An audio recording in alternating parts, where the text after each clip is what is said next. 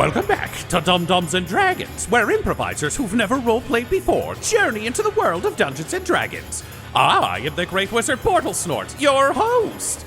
Our heroes are about to restore Phineas Figplott. Gartok convinced Horatio the only way he could find love was to be himself. Butthole helped fart the giant turtle towards a date with his crush. And Quinny found the final Phineas shard.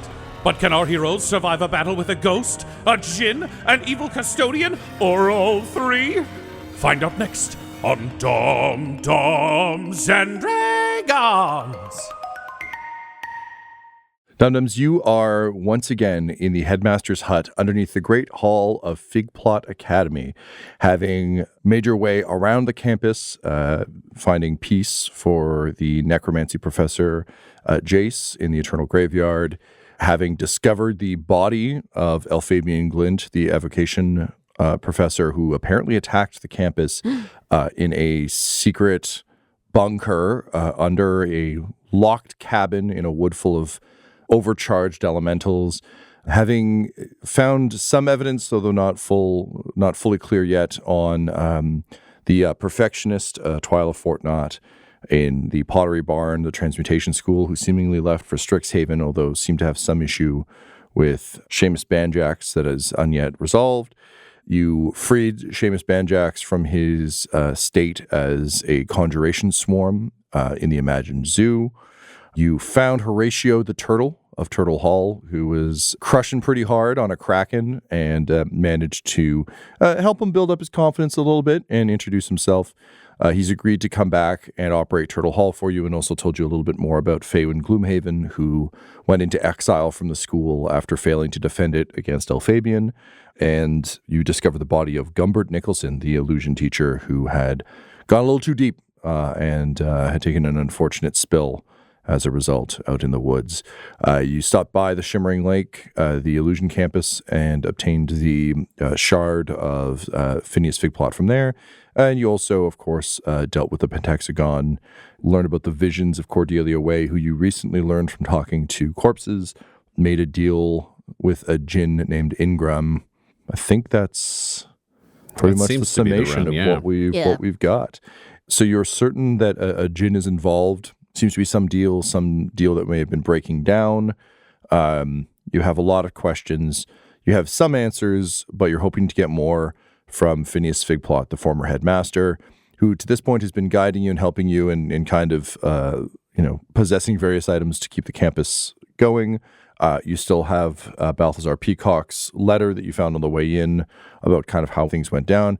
You're also not entirely certain whether Phineas is on the level. So after a long rest, you're preparing to confront the former headmaster and see what you can determine about what went down here at Figplott's. All right, well, before we fell asleep, I reread these Djinn books, but I'm guessing, he says, looking at the DM, all the same stuff. No new surprises. We know Cordelia couldn't find a way out. If stuff goes bad, I want to make sure that we're locked down on what our strategy is here. Right. So, you're ready to be a hero. I am ready. Yep. You're ready to do that. I can be there to do the not nice thing. Yeah, if we need that. But I'm worried about a Djinn popping out, which is like another degree of threat that like all these people didn't know what to do and they weren't sure. And it sounds like Ingram Ingram is a supremely powerful Djinn. Talking would be better than fighting. Yeah, talking. And then if it goes bad, then we need a bad plan. If we're the new owners of the school, we might be on the hook for whatever the contract is. Just a heads up on that. Maybe. A lot of those agreements can get a little questiony depending on who's agreed, but it might be the kind of deal that we're tempted to take, so we're going to have to watch out for that. Yeah. I think technically the purchaser is Asgard, and I'm going to say definitively and legally in this room, no one gets to make that legal decision for Asgard and have it be binding, so we know that that's there. Yeah. And that's been said, so that if people need to lie, I am swearing before a god that is also me. Right. That you cannot make that decision for the nation and thus cannot make those decisions for the school. I am removing those powers from both of you. No Djinn deals? No Djinn deals on behalf of the school. What you do on your own time, I don't think I could stop you, but I would suggest against it based on the results we've seen here of the mass murders and general confusion. if we're going to have to fight a Djinn or something shitty, Goblin Jr., I love you so much. You need to stay away from this one. We know magical battles are above your pay grade. Snarf. I know, but you're doing great. I can cast a little special spell on the three of us that I think might be wise before we go into this. Okay. And Butthole's just going to walk over to Gartok and say, I see into the future, I see into the past. This will avoid something dangerous that could perhaps destroy you, and so in the end you will survive. Nope. And he just farts directly onto you, and a little symbol pops out that's a ghost with just the word no written over it. And he is going to cast this on Gartok, on Quinny, and on himself. So all three of us, the first time we would drop to 0 health points, we drop to 1 health point instead. So it's kind of an immediate death avoidance. If somebody gets hit with like a... Does that mean I get that twice? Yes. Oh, cool. It also lasts up to 8 hours, and it's not concentration, so that just happens. Excellent. It's a reasonably high level spell. It's not nothing, but I do have that innately, Ryan, so if you don't want to waste a spell slot on me. I started on you not knowing it, so have to. Okay. Just go extra hard in the Gartok would fight. be like, whoa. I am an undying sentinel. All right, do you want it twice? If you got it to spare. I think we just got to. Spare is a relative term. I think what we could say is just know that you're going to be on the front lines for this one, because you can do that twice. Admittedly, 1 health point is kind of easy to lose, so having a backup isn't the worst. Okay, Okie dokie. We got. And This then is Death Ward? Death right? Ward. Okay. And then Quinny. Yeah. I'm just going to make a quick note here, and I'm going to pass this to you just a second, because we don't know what Phineas has access to inside Arcturus's brain. Right. So we need to have a plan. Maybe it's the same plan, huh? Maybe, he says, looking at Arcturus. I'll just go stand outside. It's okay. Maybe it's a different plan. Goes and pouts in the other room. So just remember, if things get bad, you just tell us we'll just keep things fighting, and maybe you can just use this thing that you have that I wrote down on the paper. They are literally passing notes, so I will learn what that is at an appropriate time. I'm Yeah, sure. because then we can all just keep fighting, keep things focused, and stay where they are, and then we're in the apartment with Phineas, so I don't know the rules. Also, I don't know the rules on campus or the Djinn thing. Maybe you should eat that.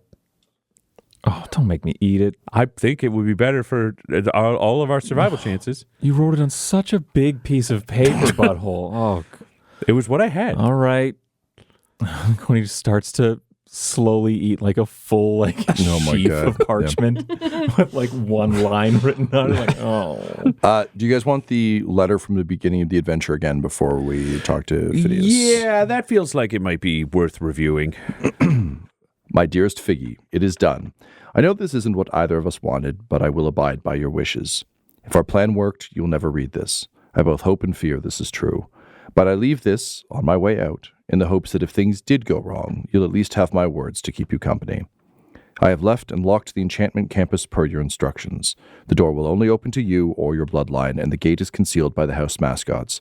Only student or faculty should recognize them. Faerun, and indeed Toriel itself, will never learn what happened here, nor fall victim to whatever drove us to it. I, will miss you, my friend. Your family's gift to this world was a great one. I'm sorry we squandered it so thoroughly. You are a hero for remaining. I will always love you for that. You lived up to the Figplott legacy after all, just like I always said. With that bittersweet I told you so, I am off. I know we'll never encounter each other again in the realms beyond, but know I'll always look, nevertheless. Magic and knowledge for all, Balthazar Peacock. Yeah. It doesn't rule out the chance that he somehow got mixed with the Djinn or whatever and broke up into 1,000 pieces, or that he's evil and destroying his own memory of what happened. I don't know. I just don't know. I don't either. It's time to find out. Yeah. Hang on a second. And Quinny will just melt into the shadows, basically, just before Figplott can come back in. Sure.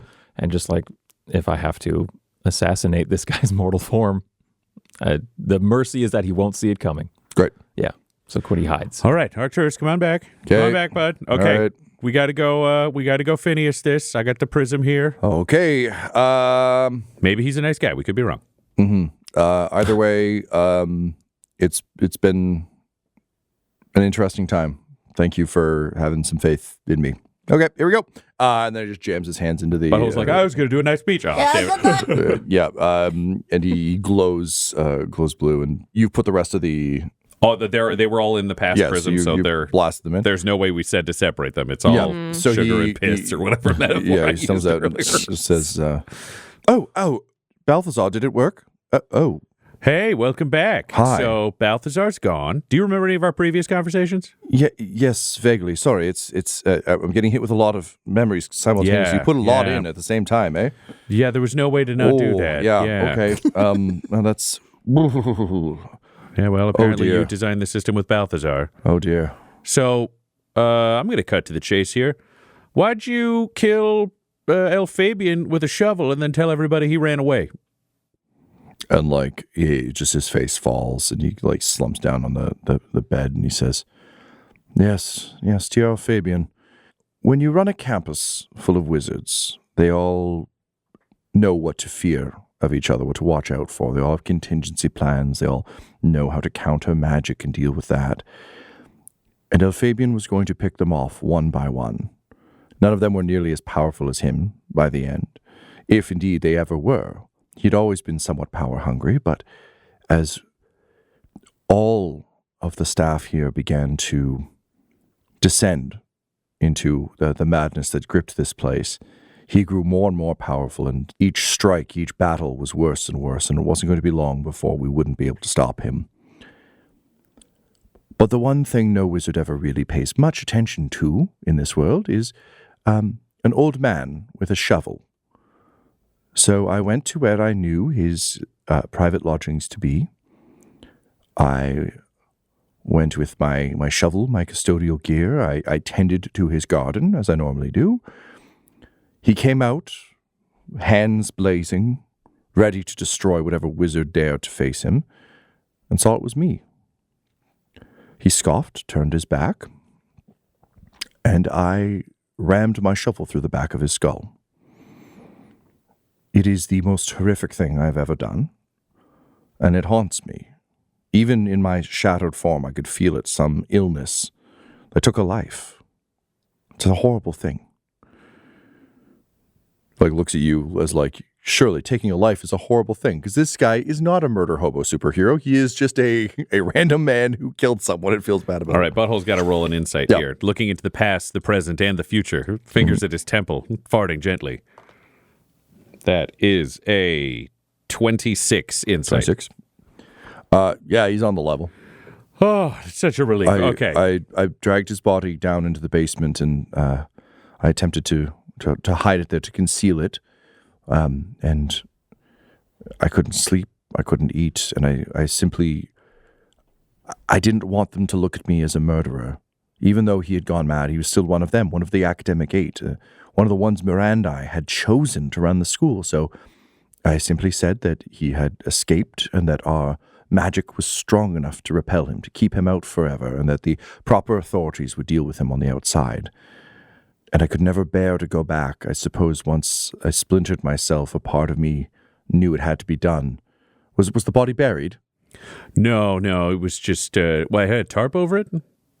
Gartok, does that sound right? Yeah, something like that. Yes. Yeah, it was tarped up in the basement. But it's so strange. I seem to recall digging a grave, just struggling to dig. Oh, it didn't work, did it? No, it was. Did you find a shovel just hitting stone? Yeah. Yep. Oh, it tried to bury him in stone. Okay, well, that would do it. Yeah, so, shit's been crazy here, and it seems like a lot of stuff was going on. One person was trapped in a spell. Do you remember that teacher's name, Gartok? Yeah, that was the conjuration dude. Seamus. Seamus was stuck, just rotating through conjuration and it seemed spells. like Twyla was fucking pissed about it. Yes. Oh, yeah. Yes. She had a torn up note. Were they in love? One of them was. Twyla was rather enamored of Professor Banjax. Banjax was a bit of a flirt, a bit of a charmer, but not a man of substance. So she saw a note, a card that had some platitudes. It was like, fuck this. Yes, he rejected her advances several times after somewhat leading her on. I believe she was rather mad. Bit of a wiener. The swarm, I believe, was Twyla's parting gift to him as she abandoned the school. Oh, that's she's not nice. A pretty heinous murderer then, because he was trapped in a spell and we dispelled it and he was gone. Yeah, wizards kind of be like that. All right, well, I'm going to make a note of the name Twyla. What was her last name again? Fortnot. Twyla Fortnot. If you contact Strixhaven, I'm sure they will deal with her rather, if she's still there, deal with her rather harshly. Strixhaven murder. Oh, good. Then I don't have to put out an Asgard warrant. We can just send a message. That would be nice. Okay, her barn was all fucked up. Was that her? Yes, Twyla was a perfectionist. Oh, and she was the Mordred. Yes, she Right. grew frustrated with the limitations of what she said was the school, but I think were in fact just her own abilities. It's what drove her to Strixhaven. She kept trying to improve the pottery barn, although it was perfectly serviceable as it was, and eventually she couldn't bear to look on it anymore. And it really harmed the students that she left in such a way. But I should note, I don't know that we can fully blame any of the professors. There was a madness that began to spread throughout the campus, a descent, we called it. Each of the professors began to go a bit too deep, as it were, into their worst habits.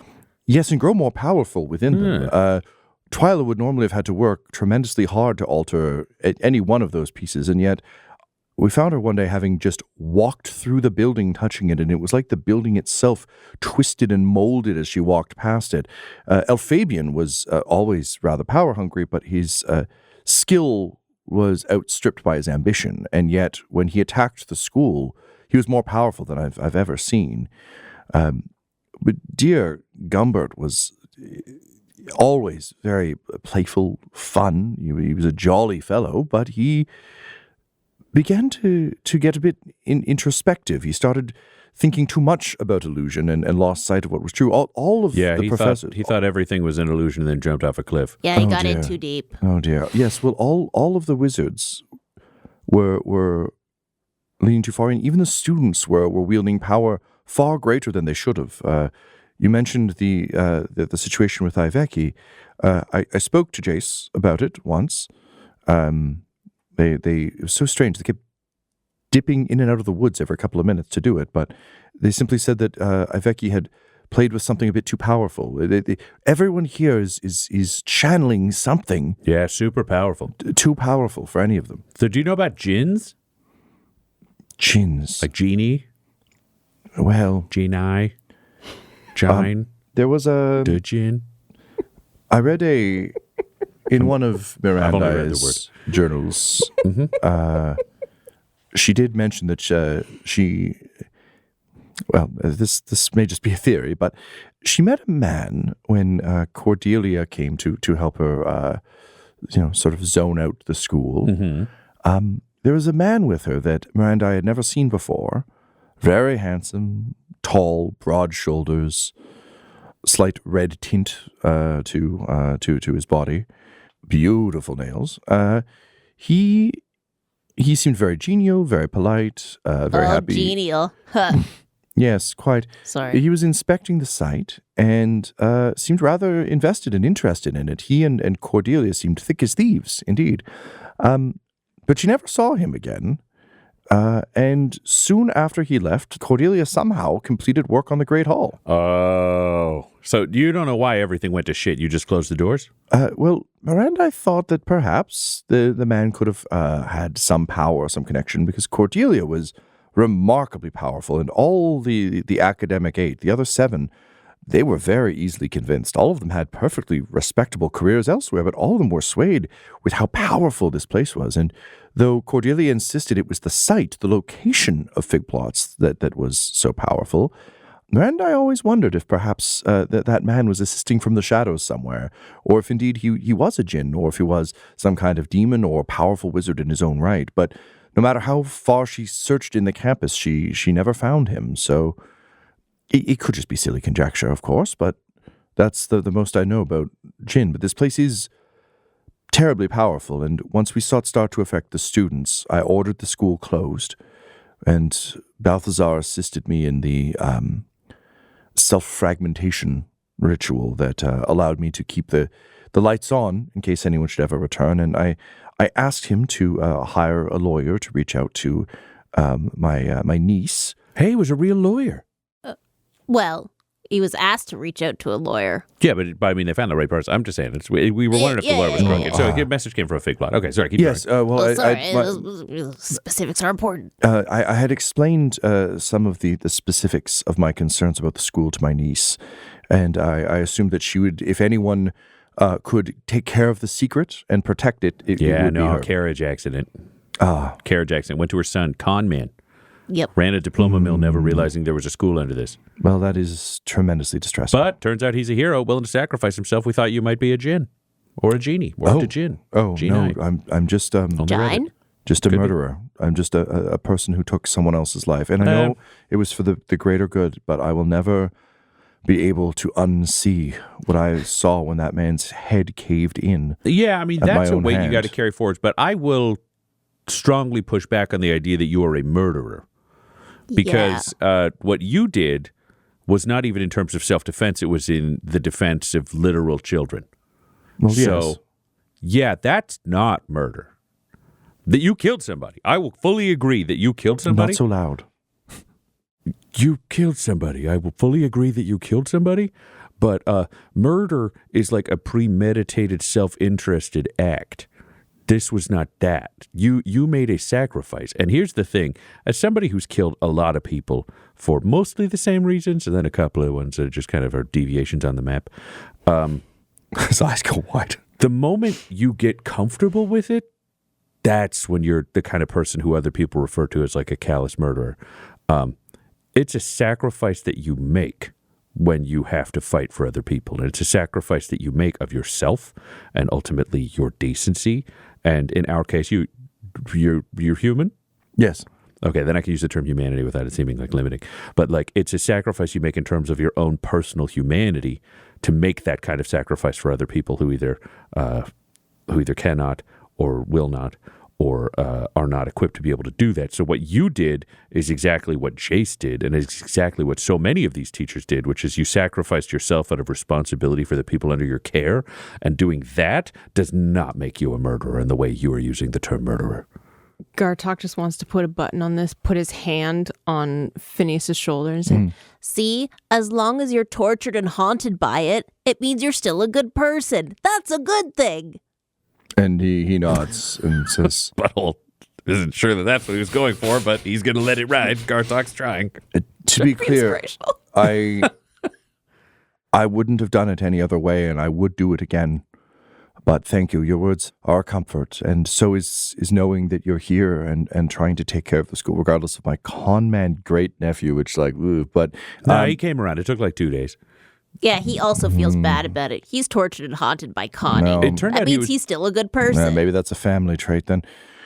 Look, I can sense now that I've been reunited, but my time is short. If there's anything else you need, now might be the end. Looks down. It's like Marty McFly hands going on. There's just like energy drifting off of Arcturus. Butthole's going to look to the shadows and be like, any other questions? It's kind of the last chance. Yeah, Quinny drops from the ceiling.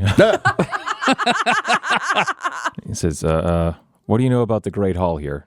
The red crystal part of it. It's it was the first building. Yep. On Good, campus. good. The dome followed alongside it. It went up at remarkable speed. Cordelia. Yeah, it just appeared one day. Miranda, I had no idea how Cordelia was able to make it so quickly, but yes, it's always been here. And to be honest, I've always found it somewhat unsettling. If you spend as much time in it as I have, you hear echoes, sounds. Just I could almost swear I this is going to sound silly, but the thumping of a heart just echoing.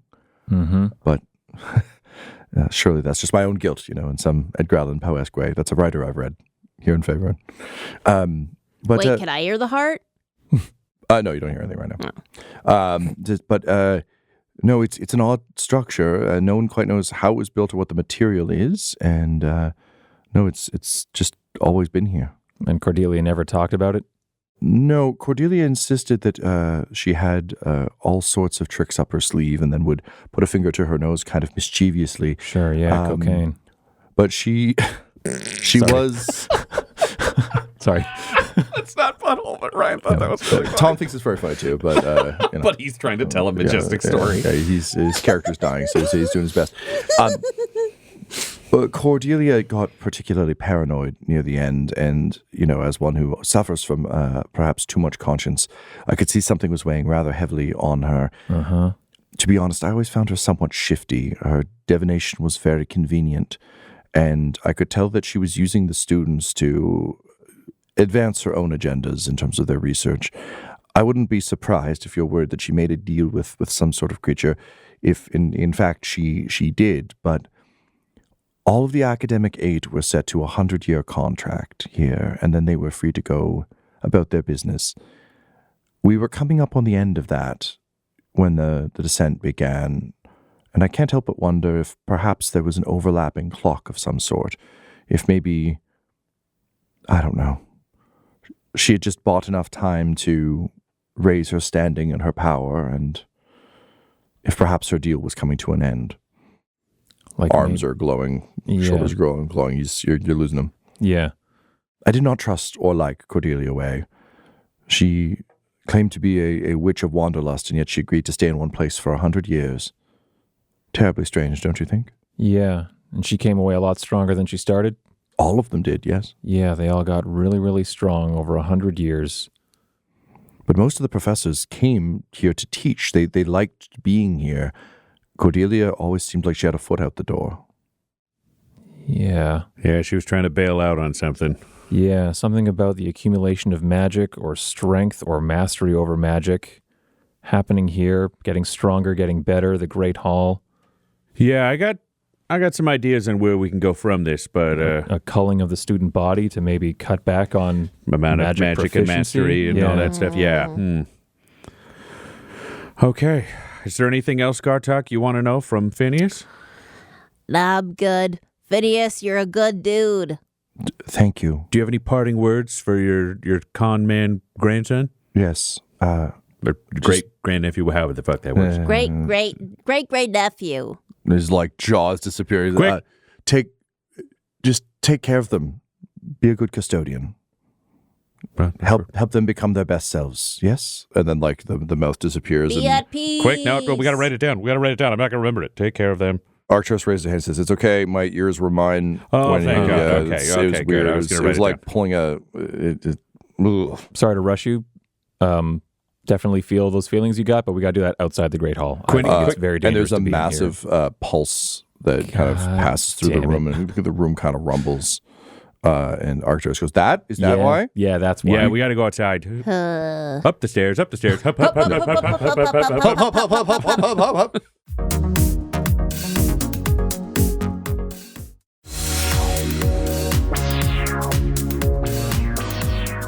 You rush outside, and the sky above you is red.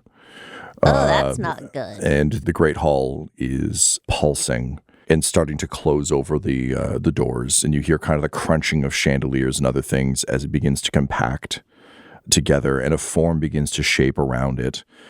Massive, huge, muscled, with just like a face contorted into rage. And a voice says, "After so many years of being imprisoned and having my gifts abused by you little insects, it is time to burn this world. I was so kind, and now I shall be destruction."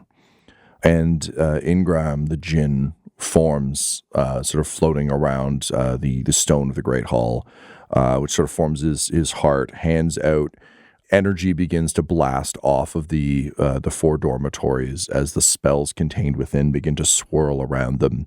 And you realize that since he has been powering the campus for this long and seemingly having regained some modicum of sentience over time, a lot of that extra magic is his, and he is able to summon it to him. So looking down on the 4 of you, he says, "Where is Cordelia Way?" And Arcturus quickly looks at all of you and then hops up in the center of the fountain. She goes, "Hey, you! I'm custodian Figplott." Oh, No, buddy, I got this. No, Hey, no, buddy. hey, wait. Just going to back away from him a little bit on this one. jeez. fucko. Oh, no. And he looks down and he's like, "Get ready, guys, get ready. Do whatever you're going to do. Do whatever you're going to do. Hey, fucko. No. Cordelia Way sucked, and I don't know what deal she made with you. But she didn't make it with any of these guys. They're no one. They're nothing. They're prospective students. They've done nothing from you. They haven't taken any of your power. They're just here to see the campus. This is a campus tour. You're interrupting rather rudely. And he shakes his belt, and the 4 mascots appear behind him, and just says, "And I'm the fucking custodian here, and you, sir, are welcome, apparently, because maybe you've been here a long time, and I'm sorry that people were using your chest to eat food. But hey, that isn't their problem, and that's not mine. So I'm going to kindly ask you to leave." And Butthole, while this is happening, has cast sending to his 2 friends. And the message you receive is, either at the end of this speech, or when Arcturus gets blasted, hit this fucking thing with everything you got. And at that point, the Djinn narrows his eyes and says, "You are not Cordelia Way." Like, "No, I'm Arcturus Figplott." "Figplott. It's a start." And Arcturus gets atomized. Let's roll initiative. I was just saying, we come out fucking blasting. Yep. 15. Oh, Yes. natural 20. Oh! I have an 8, but I'm going to let that ride. All right. Top the round with a nat 20. Quinny.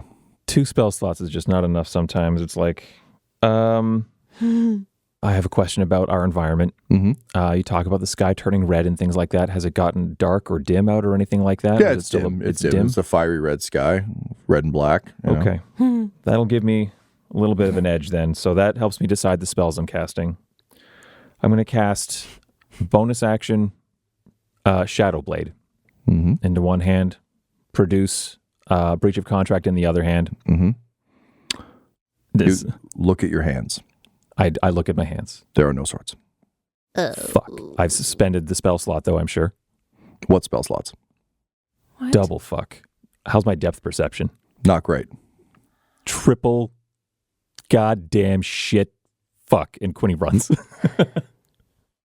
Cool. Quinny runs away. Next up in the initiative order, we've got Juniper. You've got spell slots.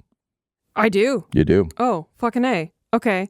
How far away is Mr. Well, you Djinn Man? booked it out of the hall, and Arcturus was able to jump up into the fountain. So I'm going to say that you're probably about 60 feet from where Ingram is forming. Oh, that's not super. Okay, I'm gonna have to do a distance spell. So I am going to approach just kind of as quickly as I can, go up 30 feet, so I can hopefully strike him on the next turn. And I will cast a moonbeam right over the center of him at level 4. Yep, let's do it.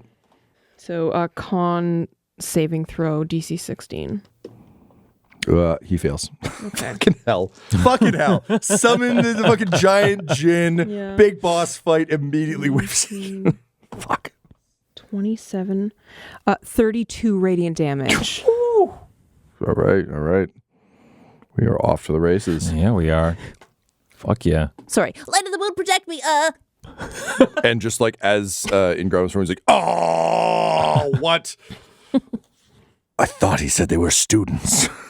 His little fists. Now you will all die too. And else you want to do there, Juniper? No, because that's concentration. So I'm just ready to move the moonbeam. Groovy. Next up, we have Butthole. Okay, knowing we were a little bit separated, how far am I from this forming Djinn while the world is being torn apart? I just said, I think I know, for but I Juniper- need to remember for B. Oh, sorry. No. all right. That wasn't like you should have listened. I was like 60 feet. 60 feet. Okay. And what am I exactly seeing as this Djinn is kind of So, forming out of this? you know that scene in Aladdin when Jafar becomes a genie? Maybe it's just that, but like, just imagine I came up with that and it's completely original. Oh, yeah. So he's forming the Great Hall, but like much, much larger. So the Great Hall itself is compacted down and crushed into kind of a crystalline heart that's spinning around his chest, and kind of a glowing ethereal form of him is coagulating around it. That said, when Juniper's moonbeam hit, it's not like it just hit the crystal. Like you could see glow on the head and shoulders. So he's becoming corporeal around it, and he will be very, very large. Meanwhile, all of the dormitories are swirling with spells that he is drawing out of them as he kind of pulls all the magic that people have been mooching and brings it to bear. Okay. Butthole has cast 2 sendings. He is standing where he is standing. He is going to cast a 3rd sending as his action to Quinny, who is running away. Mm-hmm. And Quinny, you are just going to hear in your head, "We had a plan, you idiot!" And Butthole is going to charge forwards and say, "Save us or die!" And he's going to be sprinting towards this figure. He's only going to make it 30 feet because he used an action. He's doing his movement. And for his bonus action, he is summoning a spiritual hammer at level 8. The most powerful spiritual hammer possible. Wow. And yell, "Aim for the heart!" to everyone around him. He just imagines the crystal as a heart. It makes sense to him. Sure, yeah. I don't know if that's clear to fucking anyone else, but he's not thinking as he yells it. Ryan's just second guessing his choices. All right. I got to double check the spiritual weapon rules because I've never fucking fired that off that high. Yeah. Yeah, I didn't even know you could. You get 60 feet. You can up spell any of this. Damn. Increase by 1d8 damage for every 2 slot levels above 2. So we got 1d8, 2d8, 3d8, 4d8 get added. So it becomes 5d8 plus 10 damage if it hits. That is a 17 plus 10 for a 27 to hit. Oh, yeah, 27 hits. Yeah. Sick. Otherwise, I was like, I didn't have 10. Fuck. Okay. That will hit, which means I am doing, I think I said aloud, 5d8. 5d8? Oh, thank you. 34 force damage to the gem at the core of the Djinn. Goddamn. All right. And Butthole is just charging. Like red lightning blasts across the thing. Oh, whoa, whoa. Like you get sucker punched. Yeah.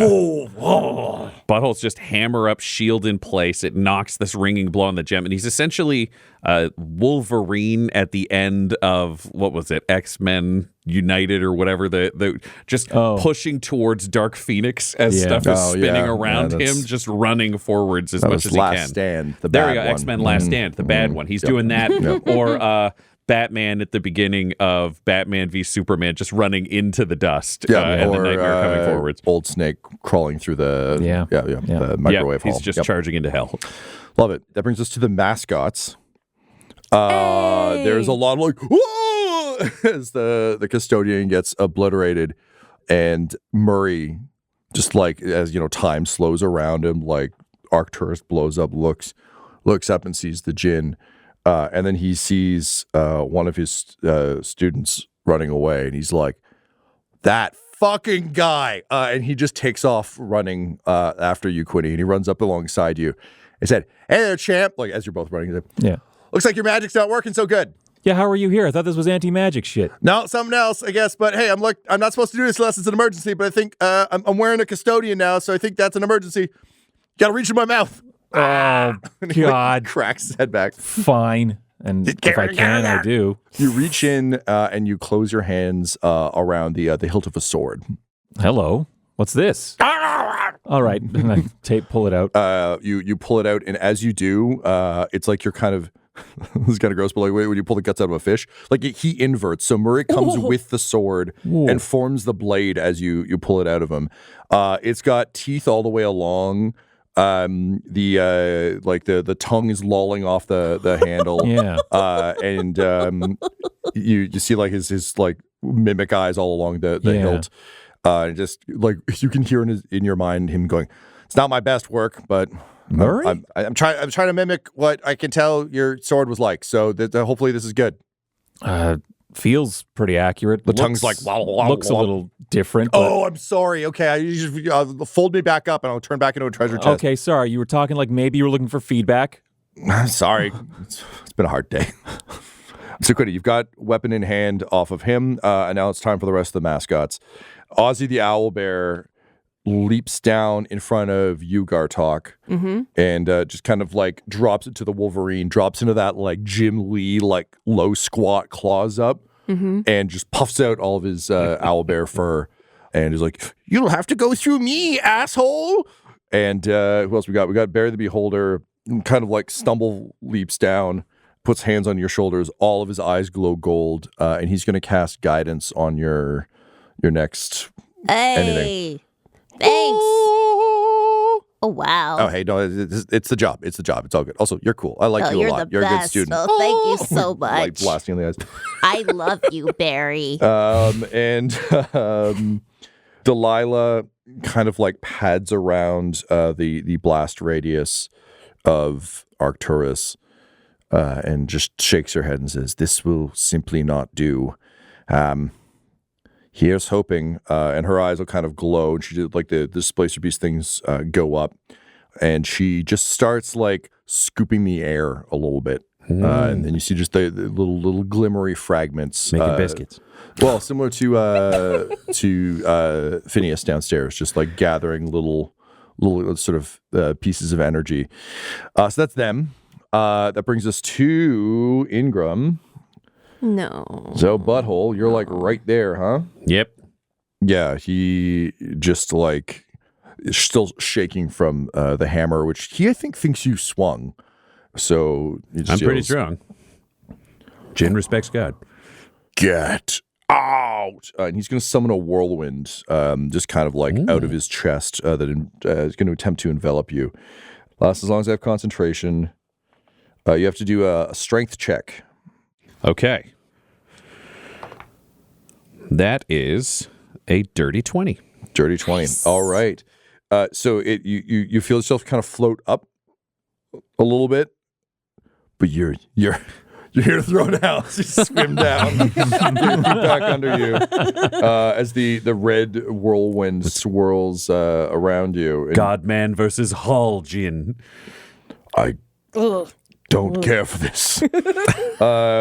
So he's kind of pooched there, and so in rage he will reach out towards Crypt Flare House and just say, "Return my lightning to me," and that's the end of his turn. Next up, we're at the top of the round with Quinny. All right, I've got the Mimic Breach, as I've dubbed it in my hand. I have a name. Yeah, all right, Murray the Mimic Breach. How's that? Yay! Great.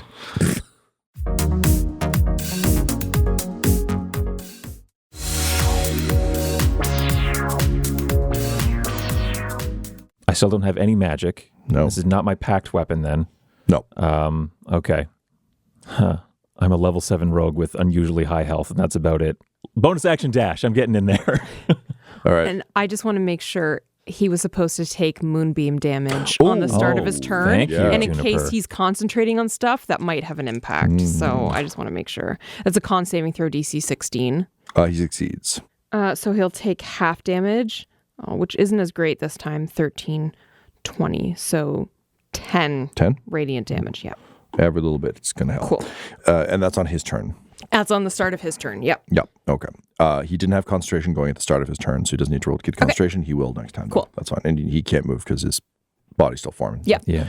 Womp womp. All right. So Quinny, you're rushing in there. You got Murray the Mimic Breach. Yeah, and Butthole is within melee range of this guy, or not quite yet? Yeah. I think I was 30 feet away You're from 30 him. feet away. Okay. And then so Quinny, if you were with us, but you turned and I was trying to get out of what I thought was a dead magic field. Like I thought, oh, we all just lost our powers. We got to get some range, gang. But then I got the message. it definitely magically. read as you just being a coward, and it was incredible. Oh no! yeah, everyone else thought you were running. I know. All right, write it up. Yeah, We're just no. like, Quinny doesn't have his swords. He fucking bails. I got the message magically, like fight or die. I was like, oh, well, that's confusing. How am I hearing that? oh, buddy, that's great. I believe Very in you. funny. Well, because no, but here's the thing: we don't know if his spells failed or what happened. Yeah. he Yeah. just This is took gone. off. I just figured he had a plan. Yeah, Great. it, All right. it was to let the tankier guys get in range and shoot little dinky arrows at this dude. Yeah. Okay. So good. Yeah. We all learned a lesson today. Yeah. So then I don't have advantage. I'll say, sit tight, Murray. And if I can just put him to like my hip, and just, if he wants to like just coil around my waist, if he's goofy like that. That's gross and fun. Yeah. Okay. Like one of those wristbands, like you slap it on. Wow. Yeah. I draw 2 pistols that I've stolen from a Scrolls Plus dipshit. And wish to unload on the heart of this guy. Light just him both up. barrels. Yep. You'll have to help me out here. I don't have the stats for those They're weapons. 2d8. 2d8. Rolling D20 plus dex. You use, if you have a short bow or something in there, just use those stats. Okay, short bow is going to be dex and proficiency. Yep. I don't have proficiency with firearms. You can ignore that. Thank you. That's very kind. You're fighting a Djinn. Least I can do. Okay, so 8 plus 10. Yep, that'll hit. Sorry, it was 2d8? 2d8. 2d8. And this is with one gun, or is it both guns? Each gun is 2d8. Each gun is 2d8. Okay. Nice. So then this one is... They will permanently run out of ammo after this adventure, but for now they're fine. For sure. So then plus 5. 8 plus 5, 13. Great. And I'll fire again with my offhand. I'm assuming then not including proficiency. 10 plus 5 for 15 to hit. That will not hit. Shot goes wide. Okay. Yeah, it gets pulled into the whirlwind and the bullet is tossed. Okay. I've made my way closer so that if anyone else gets close enough to grant me advantage, I'll go in with a harder hitting weapon. But for now, I've just got guns drawn. What is the DC on concentration, usually? 10 or half the damage, whichever is higher. All right. So he's good. Whirlwind remains. Okay. Right. And he's going to take a legendary action on the end of your turn. No. What is your AC right now? 17. Does not hit. So a lightning bolt arcs off of the Crypt Flare Tower and just blows a chunk out of the ground behind you. Whoa. That was so much damage if that hit. Sad Tom. Yeah. Okay. That's it for Quinny. Next up, we have Juniper. Barry sits behind you, little eye stalks flapping in the wind. Awesome. I'm just going to stay at a distance. Let's not get up close and personal if I don't have to. Butthole, you're not up close, right? I'm 30 feet out. You're 30 feet out. Yeah, so no one's engaged with this dude on our team. Right? Correct? Correct. Yep. Yes. Okay. And this is a 20-foot radius. Yeah, I'm going to call down an ice storm. I'm going to call down a storm of ice. Protect me! Nothing will protect you from me. Ice. Yeah. And then hail of rock hard ice pounds to the ground. all around him, basically. Ow. So we got to take a dex saving throw. He succeeds. DC's, okay. Well, that's okay. It's a 19 plus 6 for Well, they'll still, 25. Yeah. I mean, he'll still take half damage. Yep. Just as he's getting pelted, he's like, abused my magic, abused my wishes, and now you hit me with ice. Okay, so that'll be... You disintegrated a guy we were kind of starting to like. Bang, bang, bang, bang, bang, bang, bang. So 4 bludgeoning plus 17, half of 17. We round down, so... Yep. 8 cold damage, and I don't know if he's actually making contact with the ground, but it is difficult terrain for the next turn. He is not. He's floating above it. Everyone, difficult terrain and 20 feet in every direction. Well. Butthole Squeaks to a halt. So much for his determined charge. Yeah. Great. Next we have Butthole. Butthole squeaks to a halt at the end of his determined charge, and he realizes the future. It's not something you can always see clearly. There is no Great Hall. The sky. It's not fire, but the ground is ice. Cordelia Way. Knowing that this would happen. Having built it. Seeing no Great Hall. But a threat present because Cordelia is the Djinn. Is this. He wanted to go forwards. He wanted to fight. He wanted to abandon a plan he had suggested in the past, but if he does that, then everyone dies because fate tells him that he can't. He was literally going to snap prayer to see if he should do A or B. But then, that future was taken away from him by Gartok, which means there might be another plan, but Quinny is within 30 feet. He can do this. he can carry out the plan that the divine future gave to him, the plan that he knows because he is a wizard. And he raises his fingers to his temples and yells, no, wah, wah, wah, wah. And he turns and runs towards Quinny as fast as he can. You all yelling, no, wah, wah, wah. No, wah, wah, wah. He's in the future. The future is now. The past is now. He's checking in with the present. You get to Quinny. He's gazing into the present. And he says, give me that fucking scroll, you dick.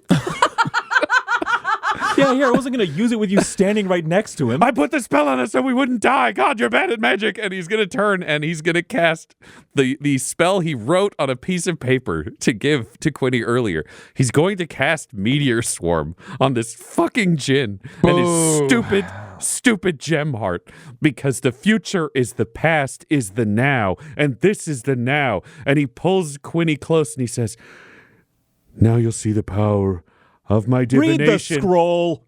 Do you know what this scroll ends with, Quinny? No. Wah, wah, wah, wah, wah. What's your spell save, DC? 18. Whiffs it by 1. So this might need to be a team effort here because you use Scrolls Plus, admittedly. Good service. Look what it's brought you. Yeah, also really hard for him to deflect his own magic. Correct. The sky opens above him, and not unlike in Corteliue's vision, flaming rocks begin to fall from the sky, possibly one winged angel from Final Fantasy plays. Who knows? I don't. But anyway, rocks begin to just like blazing orbs of fire begin to pummel down. So it's a 40-foot radius sphere centered on each point. You can pick 4 points. He's going to take 20 d6 fire and 20 d6 bludgeoning. I'm fuck all 5 on this guy. I don't care. I don't care if he can only get hit with 1. Everything on Crystal Boy and the Nightmare Man. The vengeance of the students for Cordelia. I see where she cannot. And then he's going to hit him with all 5. Fuck yeah, let's go. All right, so we need to roll 20. 20 d6 fire and 20 d6 bludgeoning. So everybody grab your dice. Quinny, you got 6? I have 6d6. I've got 3. Okay, you roll 2 and I'll roll 2, and that'll get us to 10 if we all roll together. Oh, okay. 6. I got 5, so it's 11. I have 24 here. 11 and 24, so we get 35. And then we got to roll all these again for the one kind. This is bludgeoning we'll do first. So we're at 35 bludgeoning so far. Yep. And now we're doing the second half. Yep, second half. 9. It's 14. I rolled a lot of 1s. 5, 6, 7, 8, 9, 10. So 10 plus 14 is another 24. So 35 plus 24 is 59, which is bludgeoning. And then we have to roll another 20 d6. 20 d6 fire. Fire, okay. That's better. 6. 11, so it'll take us to 17. Oh, nice. Yeah, this is a nice one. 19 plus 12, 31. 31, thank you. So you got 6? Yeah. I got 11, so 17 plus 31. Yeah. So we're 40. 48. 48, thank you. My brain's melting. That's 48 fire. 48 fire plus, again, Oh, double 1s too. double 6s, so it'll take us to a 14. Nice. Some 6s here too. 27. 27, 37, for another 41 fire.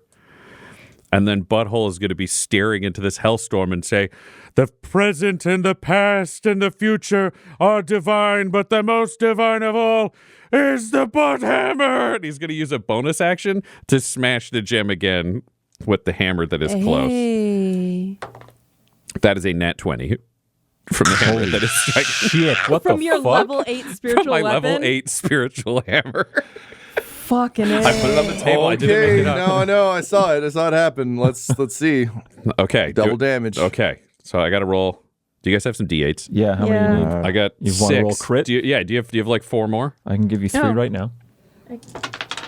Yeah. Sorry, I use a lot of D8s. Oh my god. Yeah, you Okay. do. I actually Look at you, have Jesus. 2, 3. So many dice. I have 10 D8.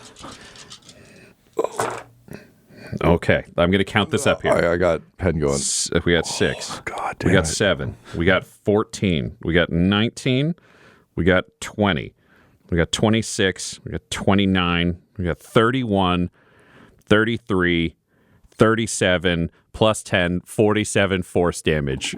from a spectral hammer smashing into the center. Fire of this. rains down on Ingram, just burning away kind of the spiritual shape around him. He's just like looking up in rage and says, after all this time, this? And just as the meteors are now just punching holes through him, the crystalline heart of the Great Hall is just so very fucking exposed. And your hammer just flies through, makes contact, and it doesn't slow. It just cracks through that thing like ice. Ryan, what happens? What does it look like? You're looking at simultaneously Butthole having read a spell sheet in one hand with an arm that's around Quinny, and then just smashing forwards with the other, and it's matching as it tears through the gem, and we watch the same tear appear in the middle of the Djinn, just matching the crystallization and the fracturing until they both fall and shatter on the ground. And the Ingram kind of like shatters and explodes. Immediately, the power to the towers kind of like, glows down. The mascots all go, yeah, and then disappear in a puff of smoke. Murray gives you a quick, like, good job squeeze as he goes out, and then just dissipates because they had a task to do. They accomplished it. They're gone. The sky just kind of shorts out, and then it's you just watch it kind of burn up from the bottom like paper. Revealing a very familiar sky, just the regular dumb Faerun sky you know and love as the bubble around the school burns away with the death of the Djinn that was powering it.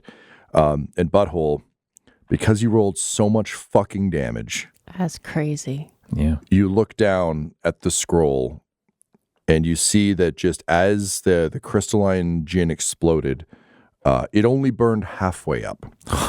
So I am gifting you as loot a half meteor swarm for future use. So it'll do half damage, which is still 10d6 and 10d6. But you can't loot a genie, so I want to give you something cool on the way out the door. And Butthole says, "Oh!" And he falls to one knee and he looks over at Quinny and says, "Truly divination magic is the most powerful magic. If I can do this after 3 days, imagine what Fallenmeyer Pink Blossom can do for our school." Yeah, that's great. I got to make a call. I walk away and I grab the Baba Yaga tooth, and I don't know if it'll work or not, but I say, Baba Yaga, what the fuck? You hear nothing.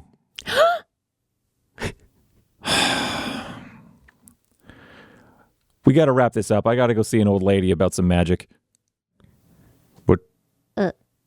Why'd you like bail out, dude? We had a plan. I wrote it down. You ate it. Like Magic? Why didn't you feel it from inside your tummy? Because I didn't think magic worked, but it was just my magic that didn't work. Oh. So I thought it was your anti-magic thing, but from a Djinn, so I was trying to get out of range of it. I thought we would all do that. I turn around, mimic guys still chirping me, and you two are blasting him with all your cool shit. I didn't have any of that. And then you were up in his face, so I didn't want to blow you up with meteor swarm. Sorry, I forgot about Death Ward. Interesting. Don't, Butthole. Hey, God, could we just Interesting. take one moment? Because I feel like we're losing momentum, and I just want to celebrate what we just did here. Guys, we saved the school. Yeah, you guys celebrate.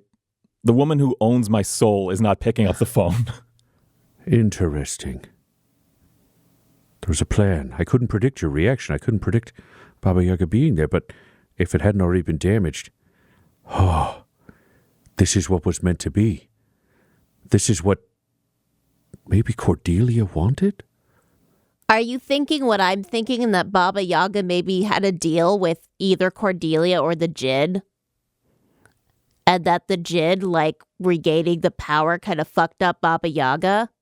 I wasn't thinking that, but now I feel less like a wizard. I don't know the future anymore because I'm not going to this school. I'm back to owning it. This is our realm. Perhaps my wizard powers have been left behind. He takes it off and says, "Truly, I will never equal Fallenmeyer Pink Blossom, the greatest wizard of this age. Are there any bits of Arcturus left?" He's going to look for that guy.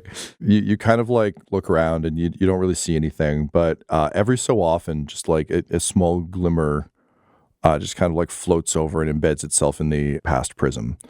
So I think just kind of like leaving it on the fountain to kind of like gather what there can be. Is there anything else you want to do here? You can't like immediately gather them because he didn't cast a spell, but like maybe there's a way. Yeah. If I get enough bits, I mean, if I can raise Farthole, I can theoretically raise anyone, DM allowing. Didn't stop you last time. I think it's, Quinny, we'll sort out your magic stuff. It is interesting for Butthole because it does feel to him like he lost divination powers because he was so sure that they worked that his belief in them being gone means he feels lessened because he was more sure for this brief moment. But he's like, we should probably get some Asgard and Town Watch out here to make sure nobody's looting the buildings. Butthole, are you okay? I only have the present now. You can just believe whatever you want to believe. It's what you've done up to this point. Just think about you having the power that you thought you just had. No, that's how you think my power works, Quinny. You can't understand the majesty of a god and a man and once a wizard. But perhaps if I can bring back some of those powers, I feel like now, I feel like I could cast clairvoyance. I feel like I could cast scrying. There are certain abilities that have carried over. Perhaps I am not just divine now. Perhaps I am a slight diviner. Butthammer, the diviner. Do you want us to call you Butthammer the Diviner now? I don't know, maybe. We've been working on the name and the abilities for a while. But for now, let's go around and lock the doors on the buildings and maybe send some ravens because we're going to need to set up a portal here and make sure no one loots this place. We have a school. Yeah. Or we could go back to the woods and maybe Motar will help protect it, and as well as, the others and our prisoner. And Percy. And getting back to our nation and building forwards and finding Baba Yaga, who admittedly is an all-powerful supernatural being, which makes me think of her as a villain, but at the same time, is kind of an old lady who lives alone and her son died, so she's also kind of sad. Yes, also she wanted that. She did not like her son. She wanted us to kill him. Oh, so she's fine. I don't know. She's not answering on the magical tooth that she said I could use to call her once a day anytime I wanted, and that she would always answer. She could have fallen down. This is... Gartok just wants to go up to Quinny, put his arm on Quinny's arm, and just say, Quinny, we're going to figure out what happened. Just remember, you're so much more than your weird magical contract. I don't disagree. I just want to make sure that there's no loose ends here. Yeah. Or if whatever happened to her isn't going to happen to me or anyone else. Yeah, what if Baba Yaga fell down and can't get up? That's true. I mean, I think most people who are elderly susceptible to falls. Yeah, Yeah. that's like the worst thing that can happen. If she had fallen, she could have called me on her life alert tooth, and she didn't. Oh my gosh. She's fallen and she doesn't have her life alert tooth. So with all that concern and all these references to an old TV ad that probably no one watching knows about. It predates cell phones, folks. Pack up. They know. You order, you get some security in place with the folks who are still here. And obviously, like, the school has its own sort of security. You also do have Horatio, who's like stomped back over. So like the school is not without its defenses, but it is now in your world. There's no more magic bubble. There's no more thing. It's just like, it is a campus in Faerun. Outside of Baldur's Gate. I would say to get back home, after we've cleared with Motar and the others that they're willing to watch this until we can send more people out, Butthole would gather both of you close, pray deep in his soul with everything taken care of in this area, and cast Word of Recall to just, bam, you find yourself back in his apartment, just in a wash of golden light and the smell of farts. We are back in Asgard. Awesome. You slam back into Asgard, back in your chambers. And I assume that there's a bit of a cacophony as, like, Juniper's chair hits the ground, like Butthole, you're climbing with arm and everything else. Immediately, a guard runs in and says, "Oh, you're back. Annan, Miss Annan." And Annan comes storming in. She says, "Oh, shit. Welcome back, Quinny. You got to see this. Come here, quickly, all of you, quickly." And she guides you down to the transplanted content hut that you brought out of the courtyard and kind of into the castle. And the smiling face of Mavis is there. just saying, yes, everyone, hold your questions, please. Captain Torwheel will be making a statement now. And she steps aside, and he's like brooding off in the distance. His hair just blowing slightly in the wind at Pimpers, naturally. And he says, "That's right, everyone. In the interest of keeping this world safe, I've rid it of yet another evil, one even the dum-dums couldn't, or perhaps wouldn't do." And he turns around and holds Baba Yaga's head up. Says, "One less witch to worry about. Am I right?" We got to get that head back. This episode of Dum-Dums and Dragons features the voices of Brian LaPlante, Tyler Hewitt, Laura Hamstra, and our Dungeon Master, Tom McGee. This episode was edited and mixed by Laura Hamstra, and Dum-Dums and Dragons artwork was created by Del Borovic. Our theme songs are And Now for That Massive Coronary, and Skipping Through the Orchestra Pit Part 1 by Peter Gresser. And our ad breaks use the tracks No Control and Chiefs by Jazzar. All of their music was provided by freemusicarchive.org. For all things Dum-Dums and Dice, including merchandise, you can visit dumdumdice.com or find us on social media at dumdumdice. If you want to support the show, get an ad-free version, or add your own character to Dum Faerun, go to dumdumdice.com/join. That's dumdumdice.com/join. One more time, dumdumdice.com/join. And don't forget to tune in next week for more Dum-Dums and Dragons. Dum-Dums and Dice has to give a special thank you to the supreme beings of our Patreon at this time: George Dolby, Gavin and Abby McDonald, Grandma Likes D&D, Alan, Alarain Okapi, Madre de Gatos, Garbo Ape, Sam Schaefer, Waffle Marine, Dia de los Hoodless, Squishy Werewolf, Funky Head, Accent Therapeutic Services in Florence, Kentucky, Lael, Jordan Oliver, Richard Wright, Brittany Fenwick, Megan Werner, A Man Out of Time, Curtis at FingerTechRobotics.com, Your Homeboy Bones, Ellis Hatch, Odigenous, Kai Koa, Squire Solaire, Sandy Sassy Pants, Amira Lockhart, James Molina, Nick Hemsing, Mickey Blake, Corpse Knight Silver, Adamir 101, The Dankler, Lady Destiny Stormbringer, Randall Eberly, the Yes But of improvisational comedy, Lord Taser, Funky Stevie, J. Robert the Mad Fox, Derek Wintenberg, Optimus Omega, The Workaholic Mr. V, LMX, David Friend of New Haven, Emilio and Minions, Fire on Friendly, and Jill and Noel LaPlante. If you want your name to be added to this list, you can join our Patreon too at patreon.com/dumdumdice. Thanks to them, and a little bit of thanks to you.